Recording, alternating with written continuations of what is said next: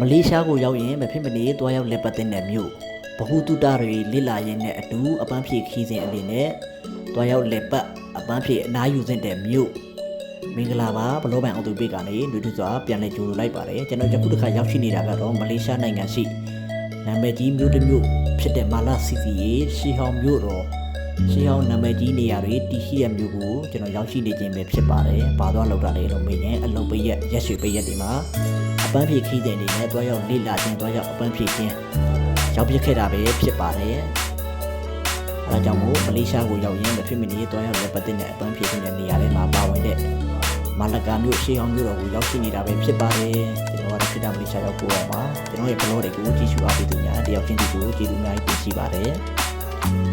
ဒီမှာဆိုရင်နိုင်ငံခြားသားအများစုဦးတွေ foreigner အများစု city ကလာရောက်လက်ပတ်တာကိုလည်းတွေးမြင်ရမှာပဲဖြစ်ပါတယ်မာလကာမြို့ပါဆိုရင်မလေးရှားနိုင်ငံရဲ့နာမည်အကြီးဆုံးနဲ့နာမည်အကျုံးသားဆုံးမြို့ဆိုရင်လည်းမမှားပါဘူးမာလကာမြို့မှာအဓိကအဆောက်အအုံတွေနန်းတော်တွေရှေးဟောင်းနေရာတွေရှေးဟောင်းလေးလာလို့ရတဲ့နေရာတွေဘုရားကမှတ်ရပေါ်ရတယ်ဘုရားကမှတ်သားစရာတွေများစွာတည်ရှိတဲ့မြို့ဆိုရင်မမှားပါဘူး